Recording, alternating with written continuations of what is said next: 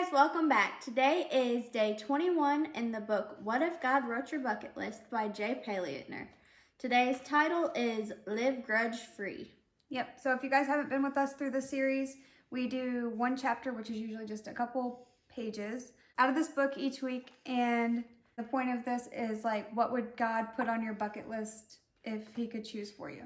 So we're going to read it and then maybe discuss some of it. You get to go first. I'm carrying grudges against about 5 people right now. 1, someone I barely knew from college who spread some nasty lies and rumors about me.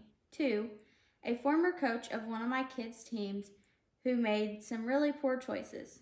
3, a work colleague whose stubbornness cost me thousands of dollars.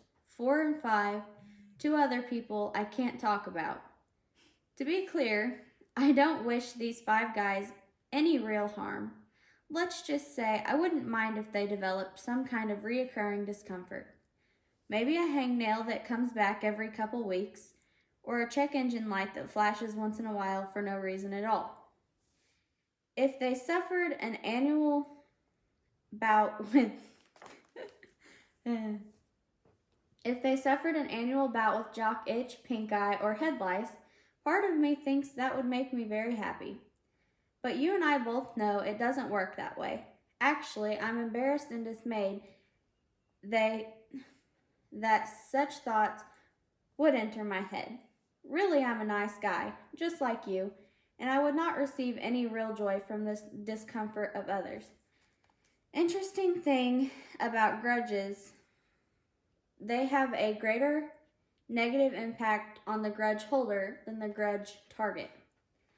A researcher at Duke University, John Barefoot, explored the relationship between hostility and physical health. He followed up on a group of doctors and lawyers who had taken personality profile 25 years earlier in med school and law school. Doctors who ranked in the more hostile half of their class had a cardiac death rate almost 5 times as high as their classmates. Lawyers who ranked in the top 1/4 of the hostility scale were 4 times as likely to have died than those in the bottom quarter. Barefoot confirmed 3 aspects of hostility were particularly unhealthy: cynicism, hostile feelings, and a tendency to respond with aggression. Really, that's not surprising. Our mothers have been telling us for years to play nice and not store up resentment. You can almost hear a grandmother's shaky voice saying, "You gotta let go of those bad feelings, otherwise they just eat at you." Yep. So if grudges don't bring us satisfaction and may be dangerous to our health, why do we hang on to them so tightly? Maybe we're waiting and hoping for some kind of an apology. Well, here's more news for you. That's not going to happen. I'm convinced that most people who do us wrong either don't know or don't care, which means an apology is the last thing to expect. We're the ones who suffer, while the individual who ticked us off feels no pain. The late great comedic actor Buddy Hackett had some valuable insight on the subject. I've had a few arguments with people, but I never carry a grudge. Know why? You know why? While you're carrying a grudge, they're out dancing. Finally, if we're really honest with ourselves, we would admit we should simply let the other person off the hook. When they did you wrong, they may have been in a high-stress situation that leaves them with a reasonable excuse. For instance, anything screamed by a new mom in a delivery room should not be taken personally by the new dad. I can attest to this. If you're holding a grudge against a bride for something she did on the day of her wedding, let it go. When flashing lights from a squad car appear in a rearview mirror, a passenger should not be judgmental about the next word out of the driver's mouth. Also, be extra understanding about anything spoken at emotionally charged locations, such as emergency rooms, youth sporting events, and funeral homes. Scratching off this item from your bucket list is quite freeing. Grudges are joy killers and major burdens. It's pretty difficult to smile when excess bile is eating away at your stomach lining. Kind of a gross analogy.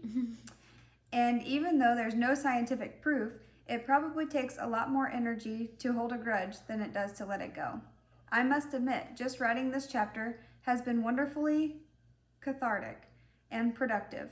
I hereby announce my list of currently held grudges is now officially down to 2, or maybe 3. Thing is, like, even if the grudge you're holding on somebody else is bothering the other person, you would never know that anyways. So whatever you're holding within yourself is only affecting you. The only thing you can do about it is give yourself relief about it. So then he goes on to a little section that's called checking the list. And he says, if you are currently holding a grudge, it's your choice to keep it or drop it. If you hang on to it, the repercussions can be significant even beyond this world. In James 5:9, the Bible teaches that the individual holding the grudge is more likely to be judged. And that verse says, don't grumble against one another, brothers and sisters, or you will be judged. With that in mind, dumping every grudge makes even more sense, doesn't it? So his little last check mark is give up all grudges.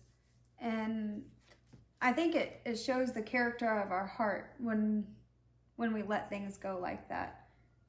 You know, it shows a lot of personal growth and a lot of love for God's people if you're willing to say, well, maybe they didn't mean it like that, or maybe I was particularly sensitive that day, or something to that effect. And it shows that you care more about loving on other people than being so full of yourself to get so bothered that they wronged you.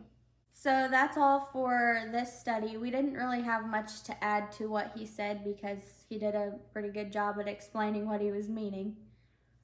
But we hope you guys got something out of this. And if you want to join us again next Wednesday, we will continue on with the book. And next Wednesday's is take note of any quick fix. Be sure to like and subscribe, and if you want to be notified when we upload a new video, hit the bell. Yep. And if you guys are interested, like she said, we'll be on number 22 next week. So there's 52 in this book, so we're about halfway. And if you guys want to have a book for yourself to follow along with us whenever we read these, you can get them on Amazon. I think they're like $11 or $12 on Amazon. So anyways, we hope you guys have a good day. We hope you have a good week, and we hope to see you again next week. Bye.